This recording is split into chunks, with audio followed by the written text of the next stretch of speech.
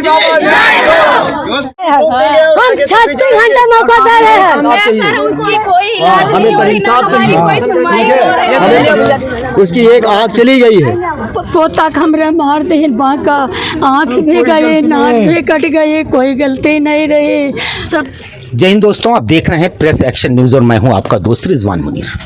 आप देख सकते हैं मेरे पास पीछे ये तमाम लोग, जिसमें बूढ़े भी हैं, बच्चे भी हैं और तमाम महिलाएं भी हैं। लेकिन एक विशेष बात यह है कि इन सभी लोगों के चेहरों पर मायूसी है और एक शिकायत है। वो शिकायत है प्रशासन से। आइए जानेंगे और ये पूरी कोशिश करेंगे कि पूरा मामला मैं आपके सामने ला सकूं। ये क्या वजह है कि पूरा गांव एक साथ में खड़ा हुआ है और हर चेहरे पर एक शिकायत है, इनकी आंखों में एक मायूसी है। क्या वजह है, क्या कारण है, हम आपको बताएंगे सब और सच। कारण यही है कि हम लोग, हमारे बच्चा चोट खा गया, शादी में गया था, वहाँ ठाकुर वाला गाना लगाइए, हम ठाकुर हैं। मैं बताना चाहूँगा कि ये पहले मैं आपका परिचय जानना चाहूँगा। हमारा नाम मीना है, मैं चैनपुरवा की रहने वाली हूँ। अच्छा, ये मीना जी हैं और ये इसी गांव की निवासी हैं और ये बता रही हैं कि 15 तारीख को, इसी माह की 15 तारीख को गांव में एक विवाह समारोह था। उसमें इस गांव का एक नवयुवक वहां पे गया हुआ था, वहां पे म्यूजिक प्ले हो रहा था और कुछ लोगों ने कुछ गाने को चेंज करके लेकर उस डीजे वाले से कुछ विवाद हुआ और फिर वो एक भयंकर रूप धारण कर लेता है और हमलावर उस नवयुवक को बुरी तरह मारते हैं। अच्छा, क्या हुआ था, किन लोगों ने मारा था और इस वक्त जो घायल हुआ था वो नवयुवक, उसकी हालत क्या है, कहाँ है, हॉस्पिटल में या घर पे? नहीं, हॉस्पिटल में है। हॉस्पिटल में है। उसकी सुनवाई कुछ नहीं है, उसका दवा इलाज नहीं, 3-4 दिन तक नहीं हुई है। 3-4 दिन हॉस्पिटल में इलाज नहीं हुआ? नहीं हुआ। बहुत दौड़ा है लड़का, ये अस्पताल से वो अस्पताल, वो अस्पताल से वो अस्पताल। तो मीना जी मैं जानना चाहूँगा कि जो बच्चा घायल हुआ है, बच्चा या नवयुवक, उसका क्या नाम है? मोहम्मद इसरार। मोहम्मद इसरार, लड़के का नाम है मोहम्मद इसरार जो घायल हुआ है। और ये मीना जी हैं, मीना जी इस बात को बहुत ही यकीन से कह रही हैं कि वो इनका बेटा है, इनका बच्चा है। आप देख सकते हैं कि यहाँ पर दिखता है अच्छा और सच्चा हिंदुस्तान। यहाँ पर न कोई धर्म है, न कोई मजहब है, न कोई जात है, न कोई बरादरी है, सिर्फ है तो प्रेम और भारत की सच्ची आत्मा। एक हिंदू महिला एक मुस्लिम युवक के घायल होने पर परेशान है और सरकार से ये वो इल्तिजा कर रही है या वो जोर दे रही है कि उसको इंसाफ मिले। जनपद बाराबंकी के थाना रामनगर क्षेत्र के कजियापुर गांव से एक बेहद ही संवेदनशील मामला सामने आया है, जहां एक छोटे से विवाद ने एक गरीब युवक को हॉस्पिटल पहुंचा दिया। डीजे पर गाना बजाने को लेकर शुरू हुई कहा सुनी और देखते ही देखते मामला हिंसा में बदल गया। ग्रामवासियों का आरोप है कि सरकारी हॉस्पिटल में घायल युवक को सही इलाज नहीं मिल पा रहा है।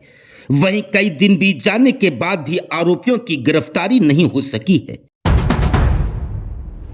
लेकिन इस कहानी की सबसे अहम तस्वीर तो यह है कि गांव के लोग जो अलग अलग समुदाय से हैं, आज एकजुट होकर घायल युवक के लिए इंसाफ की आवाज लगा रहे हैं। गांव में गम और आक्रोश का माहौल बना हुआ है। लोगों की आंखें नम हैं और एक ही आवाज गूंज रही है, हमें इंसाफ चाहिए, हमें इंसाफ चाहिए। आइए कोशिश करते हैं इस पूरे मसले को और गहराई तक जानने का। आप यहाँ के ही निवासी हैं? जी हाँ। क्या नाम है आपका? हमारा निवासी गोखरिया, ग्राम गोखरिया। हम उसके हैं मामा, लड़के के मामा हैं आप? मामा। तो क्या आप इस पूरे मसले के बारे में क्या जानते हैं? पूरे मसले के बारे में जानते हैं कि हमारा भाई ने बाका से घायल किया गया। बाका से किसने मारा? ठाकुर साहब मारी। तो पुलिस ने केस तो दर्ज किया है? केस दर्ज किया, पुलिस कोई सुनवाई नहीं कर रही है। नहीं, सुनवाई कैसे, क्या चाहते थे? पुलिस केस दर्ज कर लेती है, वो कानूनी कार्रवाई जो होगी वो करेगी। कोई दरखास्त लेते नहीं। हमारे बहनों एप्लीकेशन लेके गए थे, 3 एप्लीकेशन लौटा रहे हैं। आपका बेटा है? हाँ, आपके इसके बेटा है। ये वही व्यक्ति हैं, आप देख सकते हैं कि आंखों में आंसू हैं और एक शिकायत भी है। क्या हुआ था उस रात?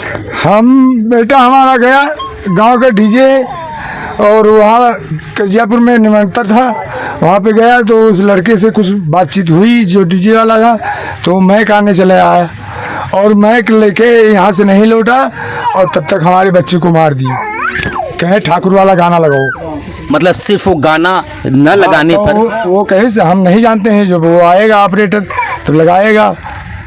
अच्छा, ये बता रहे हैं कि जो वो म्यूजिक सिस्टम का ऑपरेटर था वो नहीं था वहाँ पर मौजूद। इनके बेटे से ये कह के गया था कि थोड़ी देर बाद मैं आ रहा हूँ, तब तक तुम देखे रहो। और इसी बीच वहाँ पर कुछ लोग पहुँचते हैं जो अपनी मनपसंद गाना लगाने के लिए उससे कहते हैं। वो जब अपनी मजबूरी जाहिर करता है, वो कहता है कि मुझे ये सब नहीं आता है, और जब उसका ऑपरेटर आ जाएगा तो चेंज हो जाएगा। इस बात पर क्रोधित होकर हमलावरों ने उसकी बुरी तरह पिटाई कर दी।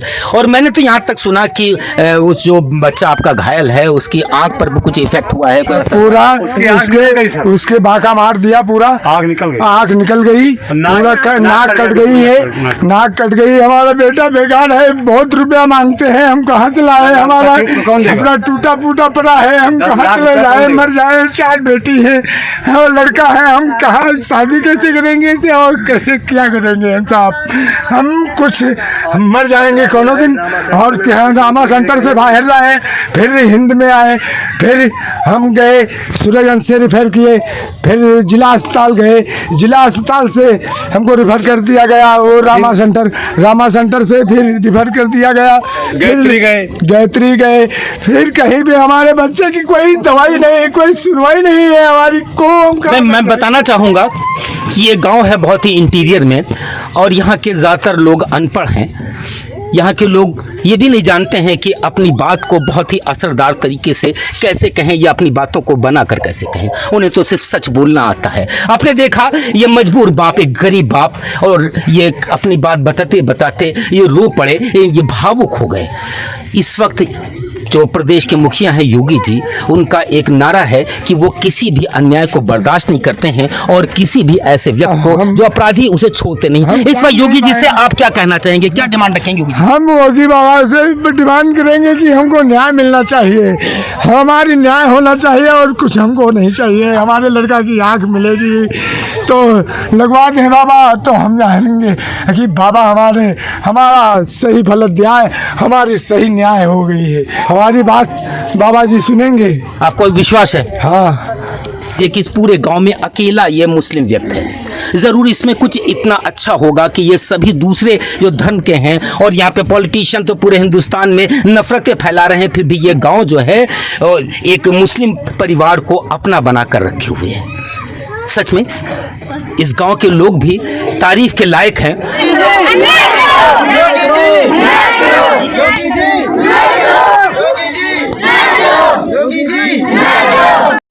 अब सभी की निगाहें प्रशासन पर टिकी हुई हैं।